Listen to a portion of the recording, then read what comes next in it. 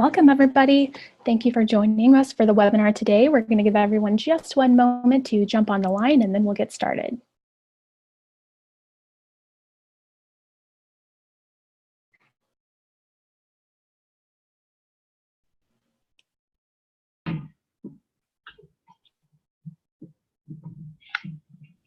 Good afternoon, everybody. Welcome to the August National Farm to School Network topical webinar, State Local Purchasing Incentive Bills.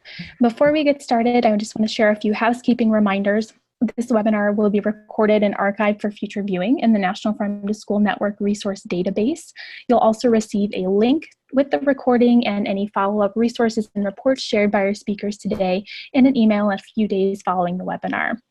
Another reminder that all attendees are in listen-only mode. So as you do have questions come up for our presenters, please enter those in your question box, and we'll have plenty of time for question and answers with our panelists at the end of the session.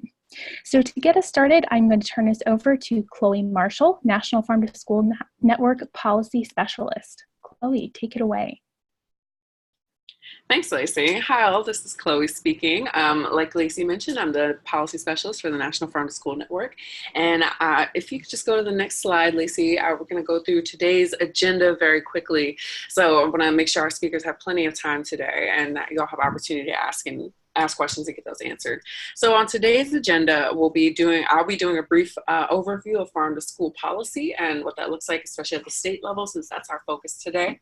And then to talk about the Michigan 10 cents a meal program, we have Diane Golzinski from the Michigan Department of Education, as well as Diane Connors from Groundwork Center for Resilient Communities. And to discuss New Mexico grown local produce grant, Kendall Chavez from New Mexico Public Education Department, as well as Pam Roy from Farm to Table, New Mexico, will be discussing. So I'll go briefly into their bios very quickly. Diane Golzinski, excuse me, Dr. Golzinski is the director of the Office of Health and Nutrition Services and the State Child Nutrition Director at the Michigan Department of Education. She is responsible for USDA child nutrition programs and the USDA commodity household programs and the school health and safety program. So she's got a full plate, sounds like. Diane Connors is a senior policy specialist at the Groundwork Center for Resilient Communities, which is a Michigan nonprofit working to protect the environment, strengthen the economy, and build community. She has developed farm to school initiatives since 2004, including the local 10 cents a meal pilot that has inspired Michigan legislature, which they will talk more about today. She now leads communications and outreach efforts regarding the 10 cents a meal program. And in New Mexico, Kendall is the farm to school specialist at the New Mexico Public Education Department, where she manages a statewide procurement strategy aimed to increase local purchasing across 246 school and school district entities. Kendall's passion for farm to school food and passion for school food and farm to school started in 2011 as a service member in Food Corps. Kendall was also a food policy fellow in the Food Policy Fellowship Institute at George Washington University. And finally, Pam Roy is Executive Director of Farm to Table, a New Mexico organization working on regional food and farm systems initiatives, farm to school institutions, and she focuses on local, state, tribal, and national policy. She coordinates the New Mexico Food and Agriculture Policy Council, the Santa Fe City and County Food Policy Council, and is a partner of the New Mexico Farm to School Alliance. She serves on the board of the National Sustainable Agriculture Coalition as well, and Farm to Table is one of our core partners at National Farm to School Network. And you can go to that next slide, Lacey. So just a quick overview of Farm to School. So the core elements of Farm to School, we don't prescribe it as one particular program, but really about several kinds of activities that occur that connect communities with fresh, healthy food and local producers and engage children. Those core elements include nutrition, food and agriculture education, local procurement, as well as school gardens. So why Farm to School? And when we talk about farm to school, we're also talking about farm to early care and education and incorporating those different learning settings that kids are in. But we say it's a triple win. Kids win because they're learning to eat more fruits and vegetables. We're also helping them learn experientially when they're touching food, getting in the dirt and learning where their food comes from, but also learning different core skills through food. Where farmers win because we're shortening supply chains and ensuring that local farmers are getting a bigger share of that local single dollar. And finally, communities win because farmers are reinvesting in their communities, and we're growing healthy kids that are taking those habits home and growing up into really productive and functional members of society through the good food that they're getting. So our network is national, including several states, or not several states, but several territories, as well as the District of Columbia. So we're all across the United States. We are led by an advisory board. We have core and supporting partners who are really leading farm to school efforts at the state level. And there's approximately 200 of those in each of the states and a few territories in the District of Columbia. And we have a network of over 20,000 members across the states. And they are also doing that farm to school work day to day and leading that on the ground. Our core functions as a network: we serve as a hub for information. We are connecting people to resources and research that can help them implement farm to school. We're a hub for networking, where we're connecting people to people. And finally, we're a hub for advocacy, where we're connecting people to policy. And you'll see how that policy is really fleshed out to become programs and become information for folks to connect to as well. We are, in fact, a growing movement, and at this point, over 40,000 schools are participating in Farm to School, and that's almost half of the United States. And of course, we would love for that to hit 100%, but that work is continuing rapidly across the United States. So nearly 800 million spent on local food, and 46 states right now, and that's growing, have supportive policies in place that support Farm to School and support the movement and grow that continuously. And so just a few notes about state policy and policy at all levels, quite frankly. So at the local level, you'll hear about like city level policies such as good food purchasing, frameworks that are being used at the city level for local purchases. At the state level, which is again what we'll hear about today, are reimbursement programs, which our folks are going to discuss today, coordinator positions, grant programs, a number of other pieces of legislation that have been passed to support Farm to School. And federally, the opportunities we have for Farm to School really live in the Farm Bill, the Child Nutrition Act reauthorization, which is currently taking place in Congress, as well as the Food Safety Modernization Act, which you may recognize as FSMA, and the Every Student Succeeds Act.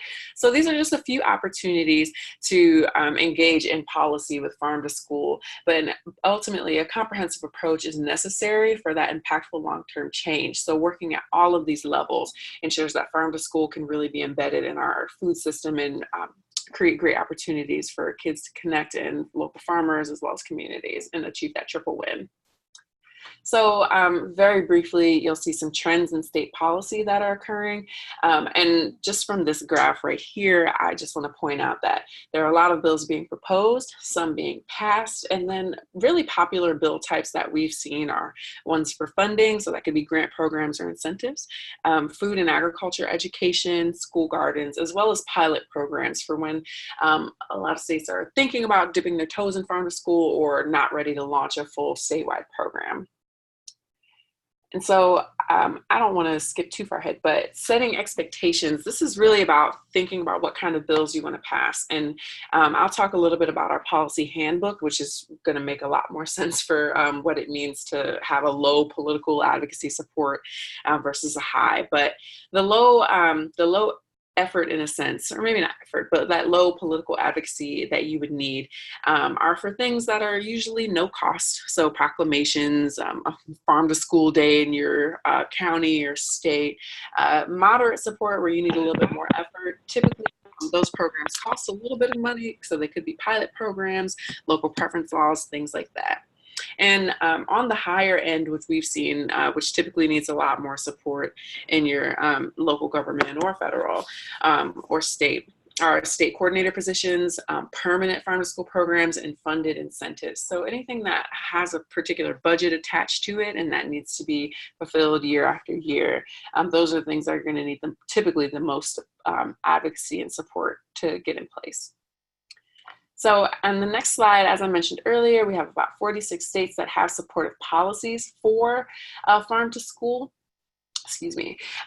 So whether they've been proposed or passed, we have this map that really outlines, and there are some changes to it that happen regularly, but you see a lot of states here that have a lot of great farm to school legislation that is passed, that is active and really working.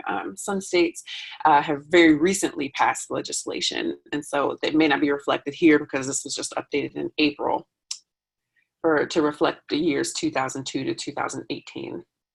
And on this next slide, I have a lot more slides than I thought, actually. This felt smaller earlier, but just some thoughts around policy when you're working at the state level, some best practices to consider. As far as a type of bill, really thinking about farm to school coordinator positions, grant programs to fund activities, as well as local procurement incentive bills. Without getting into too much detail, really just thinking about these are the types of bills that we've seen make the most impact in states. And then incentives in particular, which we'll discuss further, they provide an economic boost for local farmers. They're providing resources to the schools to be able to purchase locally more effectively. And kids are getting in touch with food that's coming from their neighborhood and really connecting to it in a way that makes them want to try new foods and want to continue eating those healthy foods we think that they don't like. And just on a little bit more on state incentives on this next slide. Since 2002, 36 bills have been proposed. About half of those have actually passed. They are sometimes challenging to pass, not because they're bad, but they do require some significant funding commitment. So it's important to get your state legislators to see what that funding means and why it's so important. There are different models for incentives programs, which our folks from New Mexico and Michigan will discuss today. And there are significant considerations with each program, which again, they'll talk about. So the types of foods that are reimbursed, the frequency of reimbursement, things like that. The next slide whoops, I skipped ahead on my side. So the State Farm to School Policy Handbook, which is on our next slide, I'm not going to read these bullet points, but it's essentially a guide to state policy that's currently happening or has happened at the state level. So you can use that to really reference what's occurring, what has occurred. If you're looking for inspiration, what should I do in my community? We have the bills categorized. You can click through it and really figure out what the states are doing that you can apply to your own work. That's available on our website. It's updated every 2 years. We just updated it for this year a few months ago. So the newest version is very current. It's not updated in real time though, so you will notice that some states have legislation that's passed right after we published. So that's the only note I wanted to make about that. And on the next slide, you can view the handbook online and click through it. So you can search bills by jurisdiction, by topic, you can see case studies, and we have additional resources there as well. So this is a great tool for your policy toolkit, whether state, federal, or local. It can inform your work and help you figure out what to do next. It celebrates the wins, it talks about challenges, and it provides potential gold standards and best practices that can be applied to your work locally. So I'm going to skip my question slide to give our speakers the maximum amount of time, but I have a quick announcement here. The quick announcement is that our upcoming event is the National Farm to Cafeteria Conference. That'll be in April 2020, April 20th through 24th, 2020 in Albuquerque, New Mexico. So just want to make a quick plug for that. And then hand it off to the dynamic Dianes to talk about the Michigan 10 cents a meal program. Thank you so much, Chloe. Hello, everyone. My name is Diane Golzinski. As Chloe said, I'm the Director of the Office of Health and Nutrition Services at the Michigan Department of Education. I'm very happy to be talking with you today. We will move on to our agenda, the next couple of slides. Today, we plan to talk about our description of the project that we have been working on together, how we have implemented it, and give you some ideas around the high-level impacts, as well as the outreach and advocacy that we have been doing for this project. We have assembled a great group of project partners, each of us doing the things that we do well in our everyday job and bringing that to this project. So we're very excited to share that with you. On the next slide, what you'll see is really the purpose of the 10 cents a meal project that we have been working on. We really wanted to spark healthy lunch choices, as well as support Michigan farmers and the Michigan economy.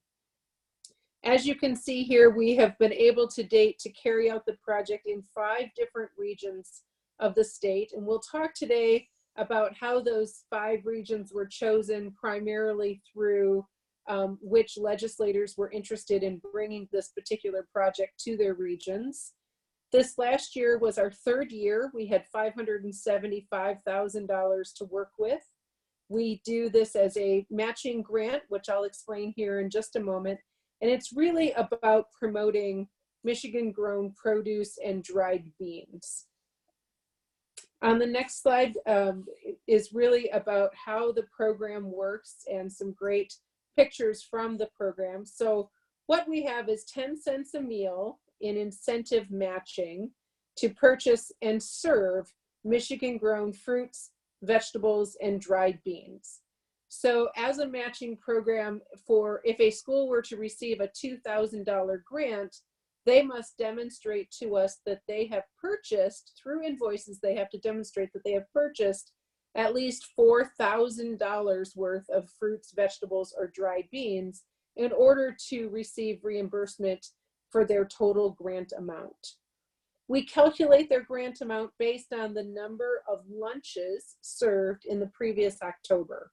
In the state agency world, that's called the October lunch count. We take the October lunch count, multiply that by 10 cents, multiply that by 12 for the 12 months in a year, and that becomes the maximum amount available to a particular school district for their grant. Once the school has a grant, they can use that to get reimbursement for any breakfast, lunch, or snack in which they serve the Michigan-grown product. So it's not limited just to school lunch. Districts can purchase however it works for them. If it works for them to purchase in a single season, all up front or at the end, or spread it out over the school year, it's completely up to them. They ask for reimbursement as they serve the meals with the Michigan product. With that per meal approach, we are able to really demonstrate that the food is served to the students, and which was really our goal, was that the students received the Michigan grown produce instead of the produce being used in like a catering or some kind of concessions type of event. We really wanted to make sure that it got to the kids through those school meals. Our application is online and opens to the school districts that are eligible to apply once we get a signed state budget. So even though the state budget year starts in October, we would release the grant typically in July or August as the state budget is signed. Districts are notified. It's a very quick turnaround, usually 2 weeks or less. Districts are notified and expected to start by September 1, which is legislated in the language that was given to us. The applications are scored based on what the districts tell us about how they will purchase the food, where they will purchase it from, what partners they will work with in their community. They also have to tell us what marketing they plan to do around these products, as well as what they plan to do to educate the kids about this food. So all of that plays into the bigger picture of what these grant funds will actually help them do with this funding. And we really tried to design that to get at the best practices for getting the kids engaged with this fresh and healthy food. Once the districts have a grant from us, they ask for reimbursement in the same way that they do this for their federal program. So we have an online claim system here at the Department of Education. That's how the districts enter their meal numbers to get their federal reimbursement. There's just an additional line for Michigan 10 cents a meal for them to get their 10 cents reimbursement. On the next slide, what you're going to see is the overall picture of how many different fruits, vegetables, and beans were purchased, how many farms, in which counties.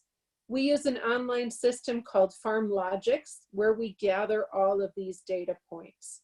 So the districts have to input their invoices. They can scan an invoice, they can put it into an Excel sheet, or they can use the drop-down boxes that we've created. And that tells us where they've purchased the product from. And we can verify that they're actually purchasing Michigan-grown produce through those invoices. On this slide, what you see is the dots are the grant-winning school districts, where those school districts are located in the state. And then the light green counties are all of the counties where food was purchased from for the project. So we can show a legislator or someone who's interested in the community exactly what communities are affected because these state tax dollars are going into their community. On the next slide is a demonstration of the type of high-level data that we are able to get through our evaluation. We partner with our Michigan State University Center for Regional Food Systems to do the evaluation. They are amazing at that. We have monthly online surveys for the food service staff to tell us about what new foods they served, what the kids are telling them about the products that they're trying, how the educational and promotional activities are going and what exactly they're doing, and how they're carrying this work out. So we then aggregate those data and share those with legislators and other community partners through our communications that we do with the Groundwork Center, which you'll hear from in just a moment. On the next slide is the marketing and education activities. This last year we had 588 different activities reported to us from the various districts that participated. And what we were able to learn in these last 3 years of this project is that the legislators really want to know that the kids know where the food comes from and the kids are eating it. So those educational and promotional activities were critical for helping us move the project to something that the legislators wanted to see. So this per meal reimbursement idea helps us to be able to demonstrate that. On the next slide are the stories that we share, and those stories are written by our partner Diane Connors from the Groundwork Center, and she's going to talk about the communications that she's put together. Her background is communications, so she's been a great partner in helping us make that happen. Diane? Thanks, Diane. It's great to be here today. Just to build on what Diane Golzinski has said, Groundwork takes that invoice data that she mentioned is inputted with FarmLogix and the survey data and food service survey comments from the MSU Center for Regional Food Systems. And we also conduct our own stakeholder interviews with food service directors, with farmers, and with others who may participate in 10 cents a meal activities, such as food distributors and teachers. So we tell the stories, sometimes through narratives, other times through quotes and infographics. We manage a 10centsmichigan.org website and 10 Cents social media, and we produce the legislative reports every March. We also have lots of fact sheets about the program at the website for various audiences.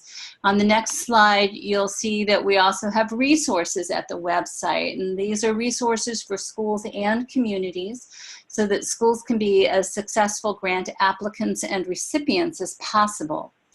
So when I go out and speak in communities about 10 cents, my message is twofold. And the first message is that I share information about the program and how people in their own communities also can share with other people in their own communities about the program.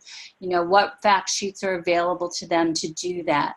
Then they can have the right people at the table to educate their own policymakers about their desire to have the program in their own area. So then the second thing, after sharing about the program itself, is I share ways in which they can be supportive of their schools in being successful applicants and grantees. So it's not enough just to bring the funding to an area, right? I mean, schools do say that the funding gives them the extra flexibility within their tight budgets to try new things, and that's really, really important. But schools also need other kinds of support. So hospitals or health departments or extension educators, for example, are often happy to go in and do taste tests with kids to get them engaged. and at the same time teach them that carrots are great for their eyes.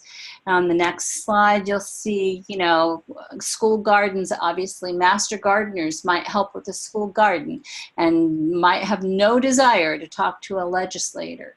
But for those who do want to advocate with a legislator but don't feel confident, we learned that local school support agencies, is just one example, often have a government relations staff person who can show someone the ropes, like a food service director who may not be confident in reaching out to a legislator.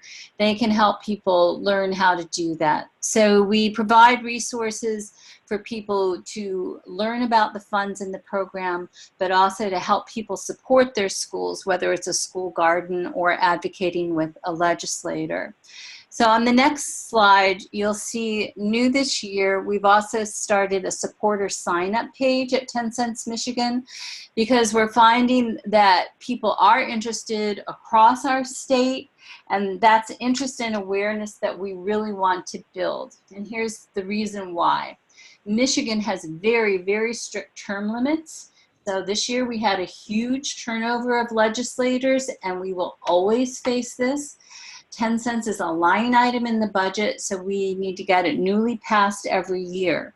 So that's why we're doing broad-based outreach around the state. We want as many people as possible to know about the program, to love it, and to leverage it to its fullest potential by educating their legislators and by supporting their schools.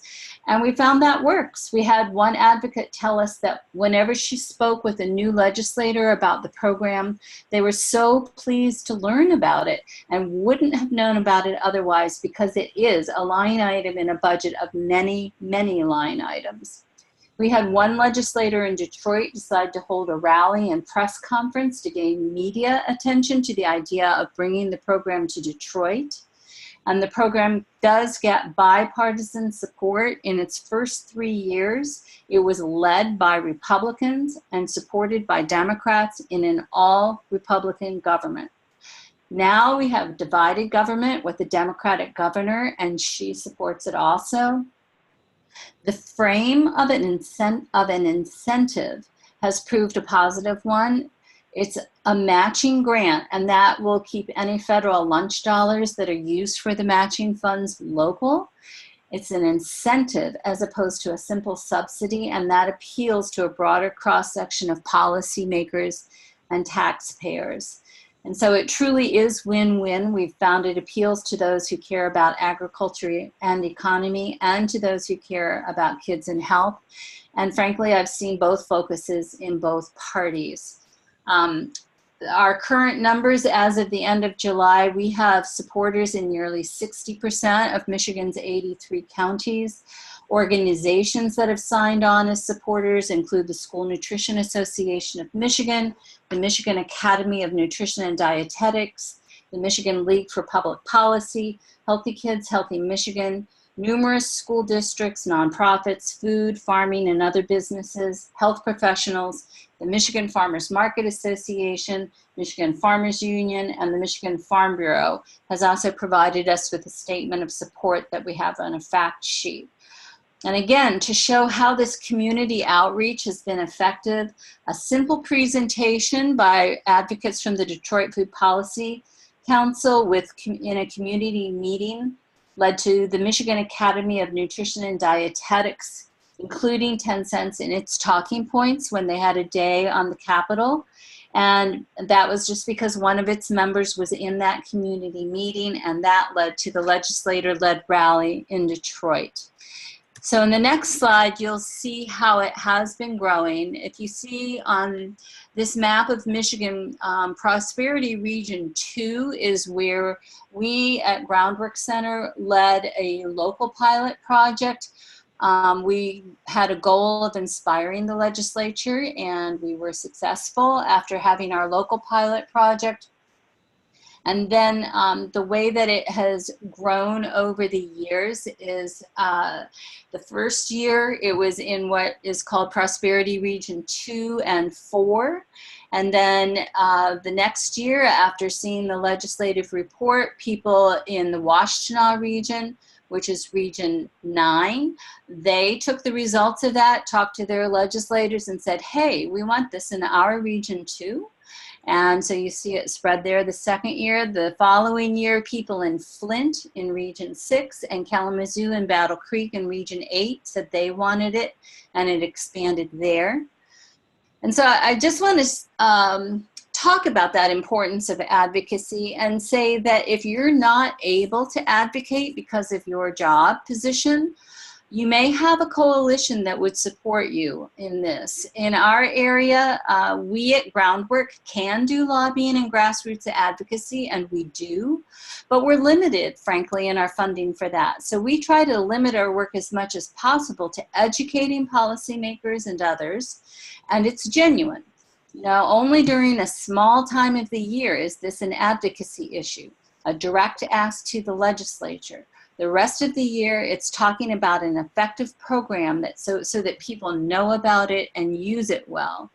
But during that one time of the year when there is advocacy going on, we have a coalition called Healthy Kids, Healthy Michigan that has a lobbyist specifically contracted, and they have contacted legislators who might be interested in it, or if we know of areas that are where there are people in communities interested in it, we'll let them know.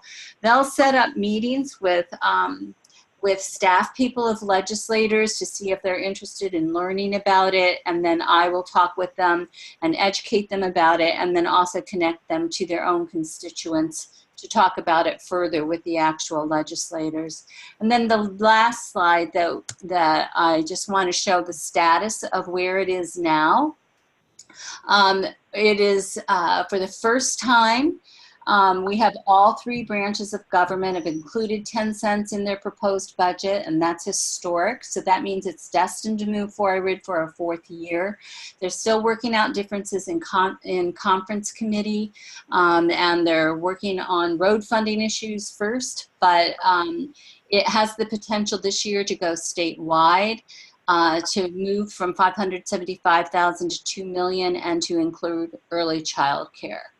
So we'll see where it goes from here. And that's what I've got. Thank you, Diane and Diane. Really appreciate that. I just want to give about 2 minutes here for questions. I think we have time for Abby and Lori. You have questions, and Sarah, I'm saving yours. I think that it'll be a good fit for New Mexico folks to answer. But from Abby, we have, is part of the grant to give schools support on where and how to purchase local foods. Also, are the schools using the USDA informal bid solicitation process? This is Diane Golzinski. I can answer that. So yes, we provide support in terms of how and where to purchase. One of our partners is our Department of Agriculture and Rural Development, and we provide a training every year to help connect the schools to farms. But our primary partner, the Center for Regional Food Systems, has really been the leader for that for us in the state, and has a lot of material and resources for the districts. So in addition to the training, we have those materials available. We connect to a number of those materials on the website and really do our best to help the schools move forward with that. And then the second question was about the purchasing thresholds, and yes, the informal, but mostly the micro procurement thresholds being at $10,000. Now, the good majority of our districts are not buying single items at that amount or greater.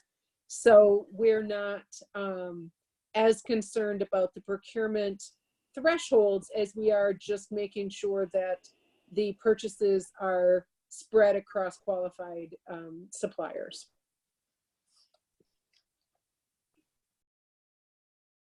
Great, thank you, Diane. And we have time for one more question before we go into New Mexico.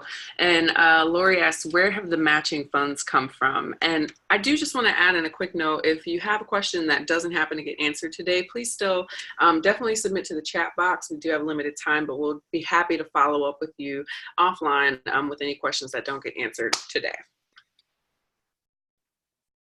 So the question is, where have the matching funds come from? And the districts have to purchase the Michigan grown products in the amount of those matching funds. So they use their nonprofit food service account, which is primarily federal funds.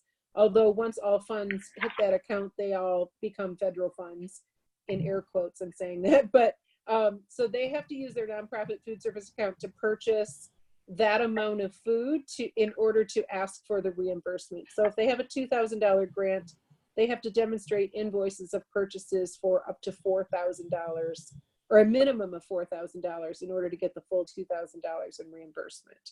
So it's all from their nonprofit account. Thanks for clarifying that for us. All right, so we're going to jump right into New Mexico. Again, please keep sending questions, and we'll try to get to as many as we can today. And Pam and Kendall, please take it away. Thanks, and we can move on to the next slide. So welcome to New Mexico. Can you hear me? Yeah, great. Welcome to New Mexico, and I just want to share a little bit about our context here in New Mexico. As all of us have different geographies in our state, diversity, populations. We're a very rural state, so next slide, please. And I'm going to talk a little bit about our legislative context before we move into sort of really the programmatic, which Kendall will share with us. So just a little bit, we're, really large state, 5th largest state. Our agriculture is now 4th, moving into the 3rd largest economic sector in the state, over $1 billion. Yet we export 97+% of what's grown in the state.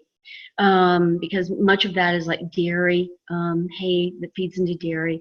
And so the context of New Mexico grown and really focusing on building out more opportunities within the state for economic development for farmers. Institutional purchasing was where we really wanted to focus on. So next slide, please. So Farm to Table was established about 20 years ago, not quite, for very specific reasons. And one of them was to really develop farm to school in New Mexico. We were also sort of on the front end of being partners and partnering to develop the National Farm to School Network with some of our probably folks that are on the phone today. So here in New Mexico, we started, and Diane touched on this, and so did Chloe. We actually started in 2001 with a memorial, which is like a proclamation, but at the state legislature, just to introduce the idea of farm to school. And then over those next few years, focused on sort of outreach and advocacy, building sort of at the community level. Our partner is the New Mexico Food and Agriculture Policy Council. It's actually housed and in Farm to Table, so it's one of our other parts of our mission is to do policy work. It's a coalition and a collective of agencies and organizations working together on a lot of different types of policy that are across the food and farm spectrum, including health, environment, economic development, and education. So that coalition, the idea around that coalition was to have a broader voice of people who wanted to work and do want to work on policy work, and kind of create that lift. As most of you know who are with us today, back in the days of 2001 to 2005, Farm to School was an unknown in a sense. So introducing the memorial and then moving into the 2003, 4, and 5 legislative sessions, we were really, our goal was to educate our policymakers. So in 2005, we actually passed a bill called, this was around competitive foods in schools. So we were one of the early on states to focus on nutrition on the plate, get sort of what we call competitive foods, soda pop machines and things like that, minimize those things in schools while introducing legislation and funding, a funding request for New Mexico grown fresh fruits and vegetables into the school meal programs. So at that point in time, around that same time, our very first appropriation was made. It was $85,000. And our sponsor, our champion, Senator Feldman, she said, well, if I can't get everybody on this bill, all the rest of the legislators, I'm going to put that funding in my own district. So a little bit like Diane and Diane were sharing, sort of more of a district or region approach in the state. But that was our start. That was good. It gave us our legs to get going. Subsequent to then, we've run this appropriation request every single legislative session. And as Diane mentioned, actually, we're one of those states that's both Republican, Democrat, back and forth a little bit, the balance there, more Democrat now this year. But a lot of this legislation has been led by Republicans and supported by Democrats. So just something to think about, our policymakers are people.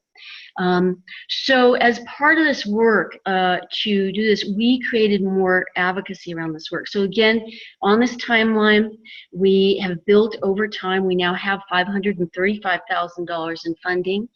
$450,000 of that's permanent in the public education department, and Kendall's going to talk more about that partnership with PED, public education.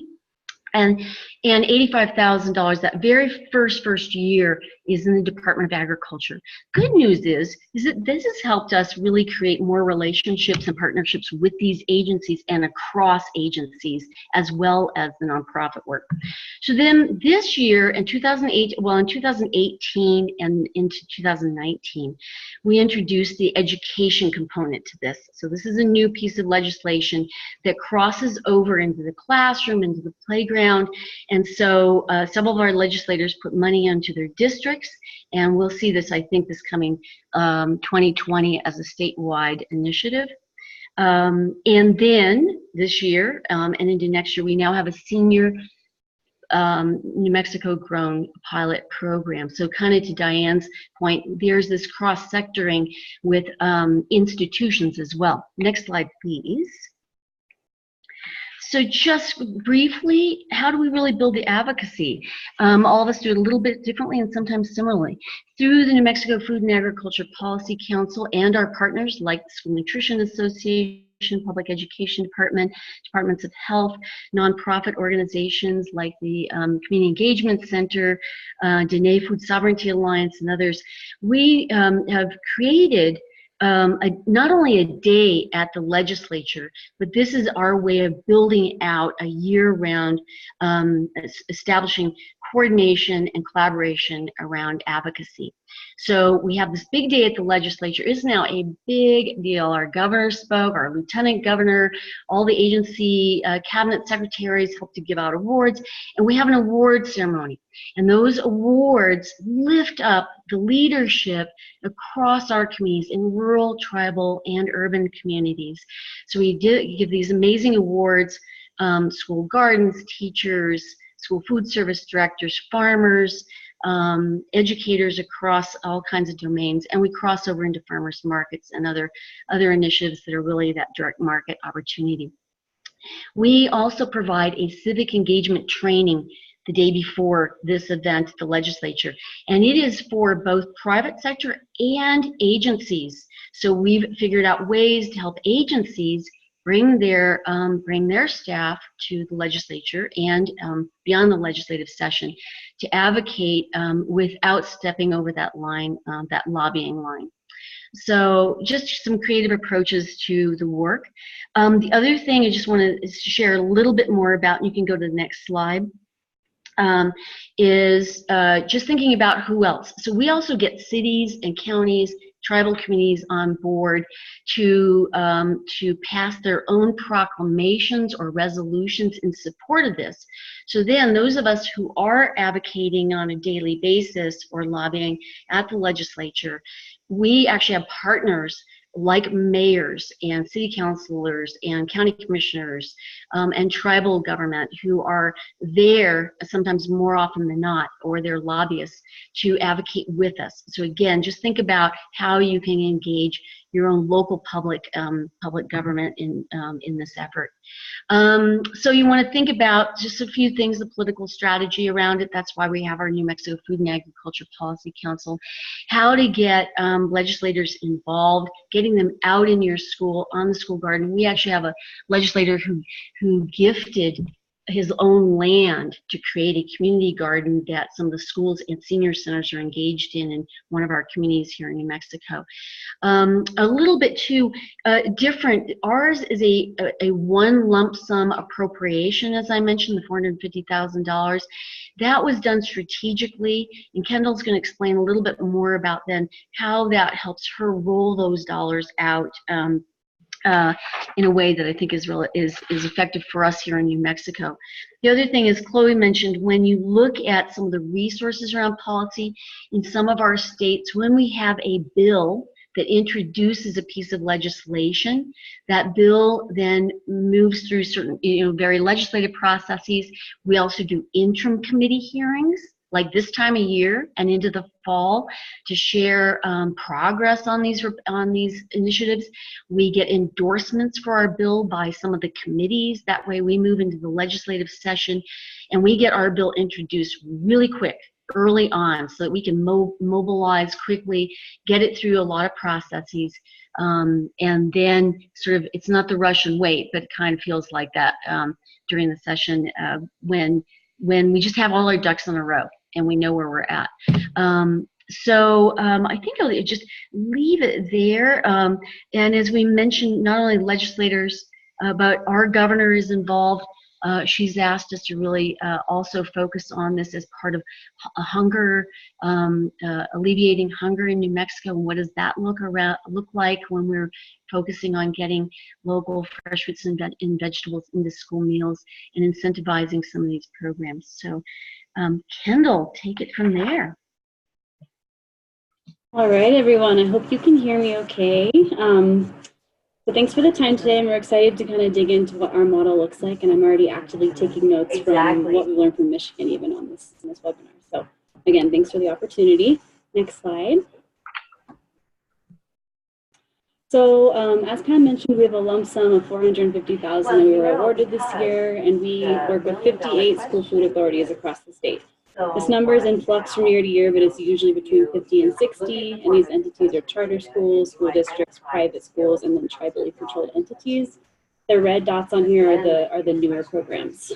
So we work with both historic farm-to-school districts that have been purchasing fruits and vegetables for the past 10 plus years, to newer programs that are going to need a lot of hand-holding. We don't focus on one or the other. And the way that our application process works is our request for application goes out via email to all of our superintendent, school food director, food service director, and the business manager contacts, and then we open up the application process from there. So any program that's operating SLP, let me, I'm getting a lot of background noise. Hold on one sec.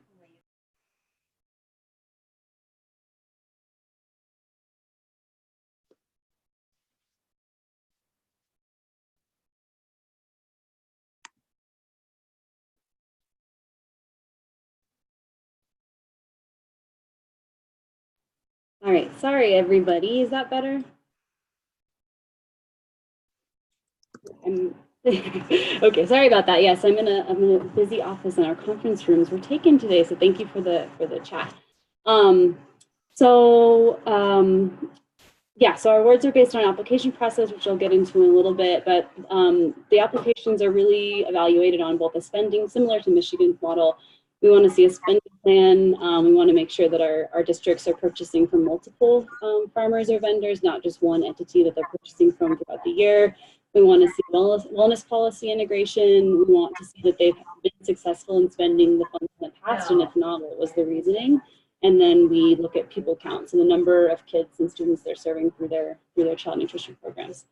I will say that although our program has been operating for many years, now supported by a full-time position, my own, we still have funds that are turned back every year just because of capacity of districts, mostly charters and small rural districts. And that money is rolled over and then reallocated, although that process, because of the bureaucracy, is messy and takes some time. So we're reevaluating our grant process as we speak to see if we can tighten that up. Our farmers in the program range from very small traditional farmers that are growing on less than an acre to very large scale non-organic monoculture type operations in the southern part of the state.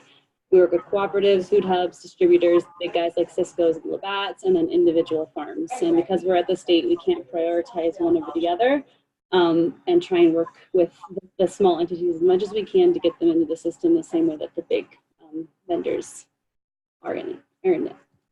So next slide. So in terms of fiscal management, just wanted to clarify that, so for this grant, we define local as the state of New Mexico, which is different than some of our districts and schools who may be on the Colorado border or Texas border, but for this grant, because it's the state appropriation, we're looking for produce that's grown in New Mexico, an address, name, and product information. We require that districts build in transportation costs to the unit price of the item just to eliminate the bureaucracy in-house, so that fiscal is not asking questions about why transportation costs are different from one farmer to the other.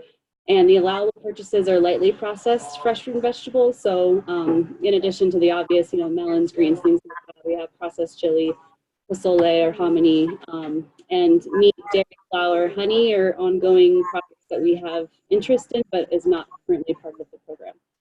It is required that districts are using the funding for their child nutrition programs, so lunch, breakfast, snacks, and not community events, although I will be honest that we have no way of really measuring that metric. And then reimbursements are made on a monthly basis per the requested amount. Next slide. So our timeline. So we put out our request for applications previously for the last 5, 6, 7 years. We've done it alongside the National School Lunch Program application, which is a bit messy and chaotic for districts. So we're going to move that back to early spring. Every grantee has to submit a mandatory annual evaluation. We modeled this after the Oregon Department of Ed's survey template. It collects everything from procurement information, so who they're purchasing from, what products, pricing, things like that, to training, interest in school garden development, garden cafeteria, and things like that. So that's the main mechanism we have for data at this point. And we are developing a procurement tracking sheet for districts to submit at the end of the year in school year 20 and beyond to track procurement data beyond the grant, because we're in the future going to start requiring a 20% match to the grant amount. Award letters are sent out, which is a messy bureaucratic process, and then the districts have between July 1 and June 12th to spend that money, with the last reimbursements being due mid-June, so that school districts can use that money for summer programs. Next slide. So briefly, just our popular products. This is a meal Santa Fe Public Schools does twice a year. Everything on this plate, other than the Fritos, the low sodium Fritos, of course, and then some of the ingredients in the zucchini bread and the celery is all local, including meat and cheese. So the popular products that we see many schools and districts purchasing are chili, beans, tomatoes, tree fruit. Those are our most popular products. And then during off-season, shelf-stable things like, again, chili, dried beans, onions, things like that are popular products. Next slide. So our data from last year, this is again pulled from the annual survey that all grantees are required to submit. And so we have more than half of New Mexico students are served through this program, which is a very exciting number, and it's a good one to have. 58 vendors, so that represents distributors, co-ops, food hubs, so that number is actually closer to 80 individual farms who are selling through the farm to school system. Our total spend on New Mexico produce across our grantees is upward of $1 million. And when you look at the produce budget and comparing that to the amount spent on local of our grantees, around 15% of that is spent on local. We're very proud of that number and are excited to see it continue to grow. Next slide. All right, and then really quickly, so I have only a few more minutes, we'll do a few program updates. So next slide, please. So just some things that we've learned and are, always many things to learn when you're running programs like these. The first is that for the state to allow retroactive payment for this grant, because it's different from our other child nutrition programs. So breakfast after the bell, our breakfast program, fresh fruit and vegetable and things, is not time sensitive in terms of when produce is actually in season. And so worked with our fiscal department to figure out a process to allow schools to retroactively invoice for products that they purchase starting July 1, no matter what their budget approval process looks like or where they are at, because the state's timeline doesn't always match district's timeline in terms of budget approval with their school board. So it was a major challenge that we worked through. The other is requiring a 20% award match, which will be measured through the procurement tracking sheet that school districts will use, and then to allow school garden produce as an allowable purchase. Next slide. And very quickly, a major gap that we had in our program is that we had no branding, no logo, no messaging for cafeterias and classrooms. And so our agency is actively working with our Department of Ag to develop beautiful materials for schools and districts. And then last slide. An important piece that we're building into school year 21, because we have the mechanism of the grant, because we control the sort of fiscal flow through, we do have the ability to kind of change and influence vendor requirements. And so we're really trying to proactively curb gap as a market requirement for our farmers, because we work with a lot of small scale farmers and we don't want to create any extra barriers. And so working with our partners at our Farmers Market Association and La Montanita and others to develop a state program for food safety. So aligning farms and with already existing programs around food safety trainings and certificate programs that we're kind of checking off as an allowable training for farmers to sell to districts in the state. So working on that, if anybody has questions, happy to answer those at another time. So product liability insurance, minimum $1 million liability policy, food safety certificate, and a tax ID are things that we'll be building into fiscal year 21. And that is it. Thank you. And sorry for the sound issue. No worries on the sound, Kendall. I think it adds a lot of flavor and makes it real. So thank you so much to both you, Pam and Kendall. And thank you to both Dianes for answering questions on the side. So you all can see those question answers in the chat box, and please feel free to keep sending. We are capturing those. So in these last, I guess maybe 2.5, 3 minutes that we have, again, thank you all for your presentations. I'll just try to, let's do a few questions here. I think we have 2 left that haven't been answered. So the first one is from Sarah. Excuse me. So she has a question about taxes, if I'm correct in assuming it's she, such as junk food tax that has been passed by the Navajo community, or sugar tax. The question being, do you think these are effective bills to push for, as she's in Arizona, working on creating a working group and working with Farm to School coordinator, but wanted to get some perspective on those taxes such as junk food tax, sugar tax, and funding these programs. And Sarah, please let me know if I got that correct.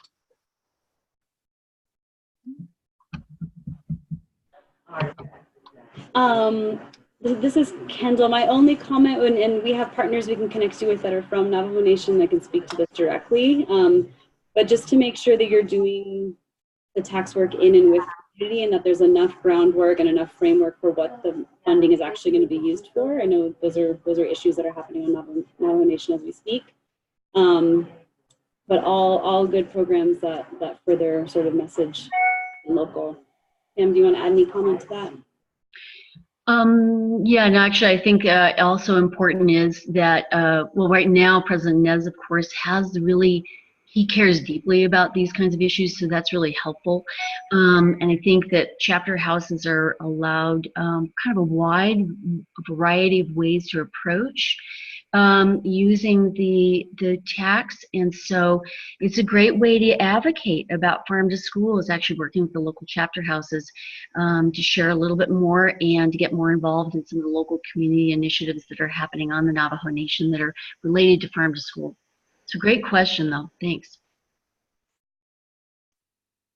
Thank you. And then the last question that we'll have time for at this point, Luke works at a food pantry and is also part of a coalition that's looking to pursue legislation to incentivize locally grown produce purchased by food banks and pantries.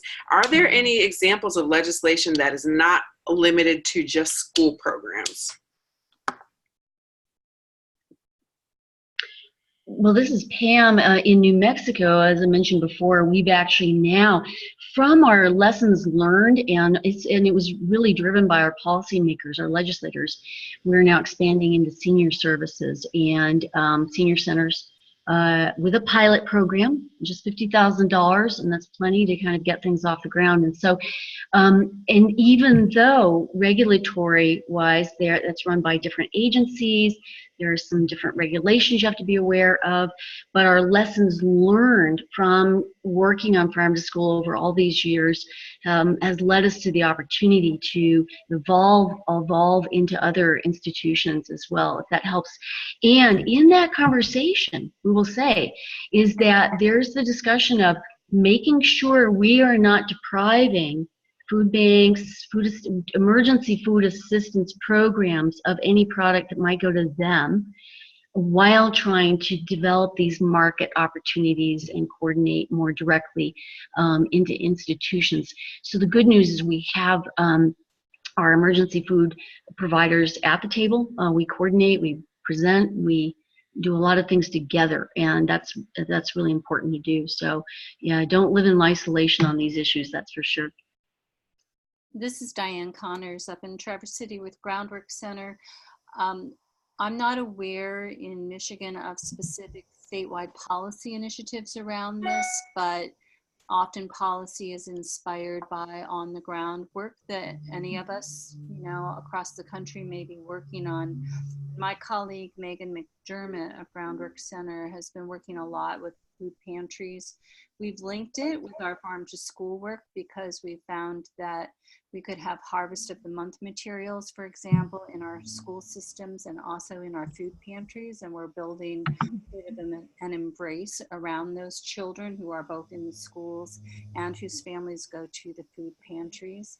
And Megan has been working with the Food Pantry Coalition, and they have been gradually changing their policies to require only healthy food and putting aside budget for buying locally grown food, and that's building over time.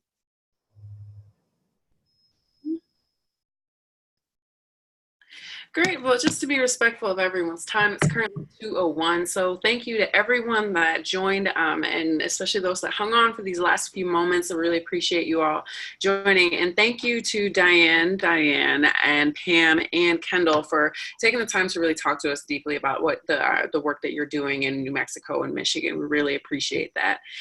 For everyone else, like Lacey mentioned in the beginning, we will be sending out this webinar recording, the slides, as well as answers to those questions you asked. And in the meantime, have a wonderful afternoon. Thank you for joining. Thank you. Thanks, everyone.